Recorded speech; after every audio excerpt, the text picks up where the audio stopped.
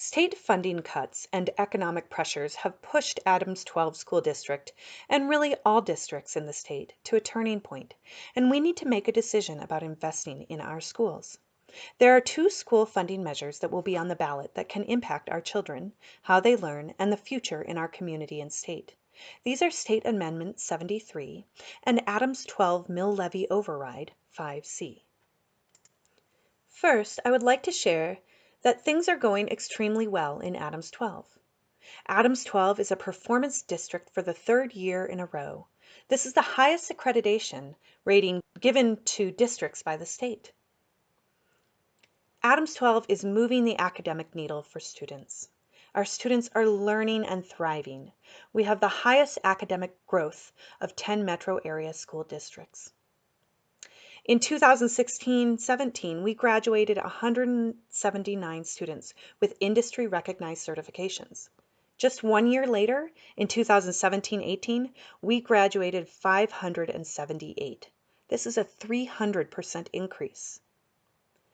The district's graduation rates of 84.4% significantly exceeds the state average, and the Hispanic graduation rate has jumped from 50.8% in 2010, when the state started to measure them, to 80.4% in 2017. We want to build on these successes in the future. We need to start our discussion today by giving you some context on state funding for public education. Let's start by looking at some numbers. Colorado is 39th out of 50 states in per pupil funding. We spend $2,800 below the national average per student. Colorado is 48th in spending per $1,000 of income. That means that we are making a lot of money, but are not spending much of it on education. Colorado is 50th in paying teachers competitive wages. Colorado is experiencing a teacher shortage crisis due to this. Teachers are not staying in the profession, not training in the profession, and in many areas cannot afford to live in the places where they teach. And at this point, half of Colorado school districts have one or more schools operating on a 4-day school week. And the first metro area school district, 27J, went to a 4-day school week due to costs just this year. Before we talk anymore, I just want to reiterate, our schools will not be saved by marijuana money. Some money, about $60 million last year, went into the BEST grant fund for school construction, but none of it flows directly to schools or districts for teachers or programs.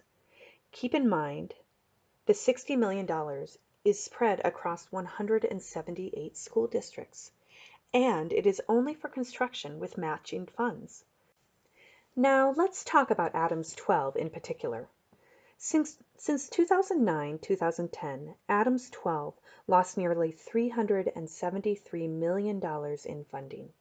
This translates into $32 million less per year for the 2018-2019 school year, or $756 less per student, all due to the budget stabilization factor.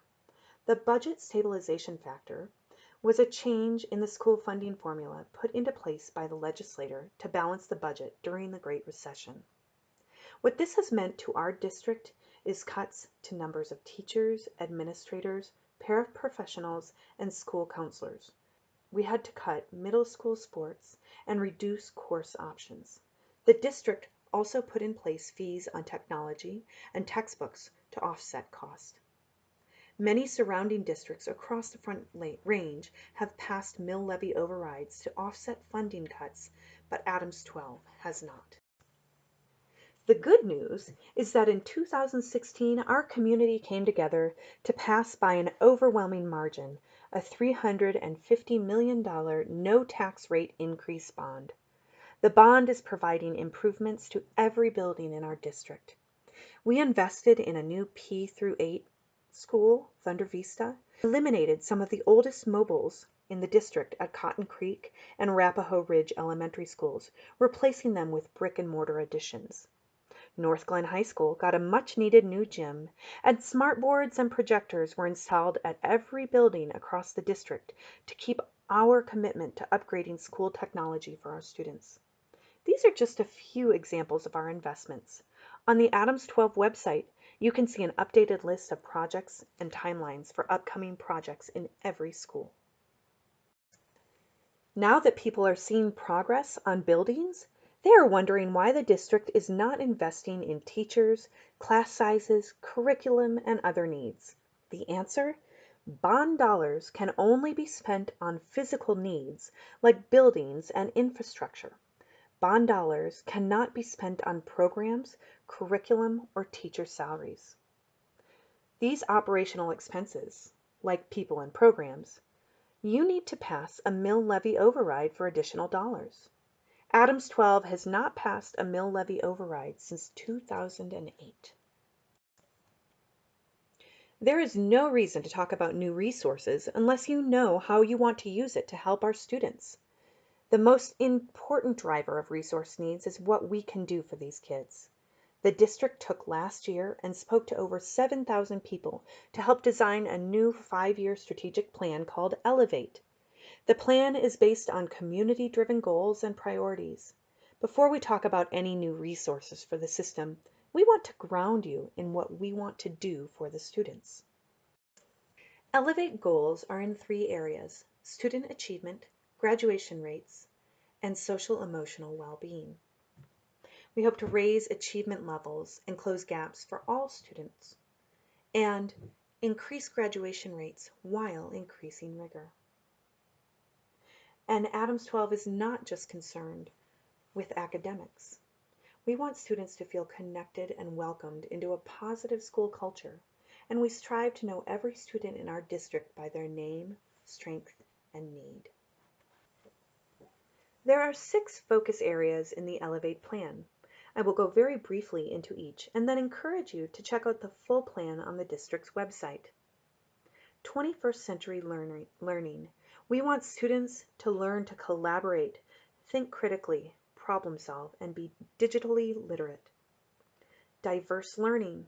We want to offer varied programming, including career and technical education, engaging learning experiences, and appropriate student-to-staff ratios. Safe schools. Increase safety staffing, including crisis response staff and campus supervisors, and provide programs and training that increase safety. Outside the classroom learning, provide students with apprenticeships, concurrent enrollment options, expanded clubs, outdoor experiences, and middle school sports. Social and emotional learning. We want an innovative social emotional support programs, increasing numbers of school counselors, and to increase teacher training on how to recognize and better support students needing assistance. And world-class staff. We want to attract world-class staff by offering competitive salary and benefits, especially at the beginning teacher range, provide updated resources and curriculum, and quality and relevant professional development for our staff and teachers. Again, more information is available on the website on priorities and the Elevate process. We just want to give you a sense of where we are headed. Adams 12 does have a plan for any additional funding that would come to the district. We have created a proposed investments flyer that can be found on the district website. Every school across the district and all 5 cities will benefit. So what are the possibilities for bringing in new resources? The Adams 12 Board of Education voted in August to put a $27 million mill levy override on the ballot. This ballot issue, 5C, funds top priority basics to keep Adams 12 moving forward. If you are referring to the proposed investment sheet, this would encompass Tier 1. Some priorities include raising starting teacher salaries to attract and retain teachers, investments in career and tech ed, and adding counselors and other critically important priorities. The board considers these to be essential investments that require additional funding beyond what we receive from the state and our current sources of revenue. So how would money be raised for ballot issue 5C? The money would be raised through a property tax increase of approximately $300 per year on the average home. This translates to $6.48 per month per $100,000 of home value.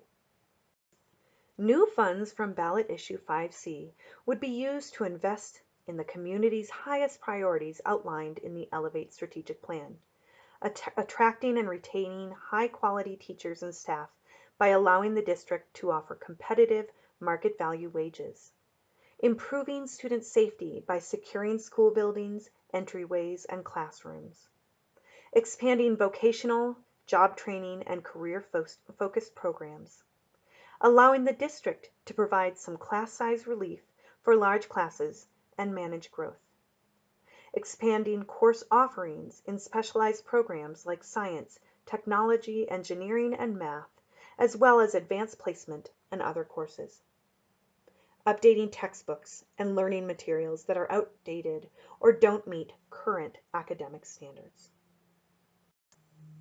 Our second funding option is if voters pass a statewide ballot proposal called Amendment 73. You may have heard this referred to as Great Schools, Thriving Communities, or Initiative 93 in the past. It is now on the ballot as Amendment 73. Adams 12 would receive an additional $60 million in funding per year, or $1,600 more per student, if Amendment 73 passes. Amendment 73 would fund all Tier 1 top priority basics, plus other key priorities like moving high school start times, bringing back middle school sports, additional funding for special education, gifted and talented, and English language learners, providing outdoor learning at middle school, and many other priorities. For the full list, please see the proposed investment sheet. Amendment 73 is a statewide ballot initiative that would raise $1.6 billion for public schools. It would reverse the losses of the budget stabilization factor and increase funding for all schools and districts in the state. It would increase base funding for all students, increase funding for early childhood education, increase funding for populations that need extra support, like special education students, English language learners, and gifted and talented students. Money is set aside in the legislation for these students. It also changes the funding formula to provide districts with full funding for kindergarten, which are currently funded at 0.58. And schools would now receive additional money for students qualifying for reduced price lunch versus only students who receive free lunch. How is money for Amendment 73 raised? Money is raised through a graduated income tax starting on individuals who make $150,000 or higher. This equalizes the percentage taxpayer groups contribute to public education. 92% of filers will not pay additional income taxes. Money is also raised by increasing the corporate tax rate on C corporations to 6%, a 1.37 point increase. The additional money will be put into a quality education fund, which is separate from the state's general fund. The new revenue stream will be in addition to, not in place of, what we get from the state now. Property taxes under Amendment 73 would be adjusted. At this time, the Gallagher Amendment adjusts property rates based on a formula. Every time the residential property assessment rate drops, the state must backfill the loss in local revenue for schools. Amendment 73 stabilizes property tax rates for schools so districts and charter schools can budget better and are not as reliant on state funding. Residential property tax rates will go from 7.2% to 7% and stay there. Non-residential rates will go from 29% to 24% and freeze there. If you would like to see the impact of Amendment 73 on your personal taxes, there is a calculator available on the Great Schools, Thriving Communities website. Check it out. The third funding possibility is if taxpayers vote in favor of both ballot issue 5C and Amendment 73. In this situation, Adams 12 could have an additional $87 million to invest in students. If both 5C and Amendment 73 pass, we would be able to fund all of the priorities in Tiers 1 and 2 and go even further. More in-depth training and programs would be developed to better serve our students with special needs, English language learners, and gifted students. We would allocate funds to operate a new STEM high school or expand Legacy High School. We would work to support a student take-home tech program. We could put more funding into taking care of maintenance needs as they arise. And we would have more dollars available to make our salaries and benefits competitive with surrounding districts. Please see the proposed investments handout for more information. What happens with no new funding? Adams 12 receives over 64% of its funding from the state. With no new money, we are at the mercy of the ups and downs of the state. With no new revenue, we cannot be competitive with surrounding districts on staff salaries and benefits, and we will be unable to add back needed staff to realize some of our strategic goals.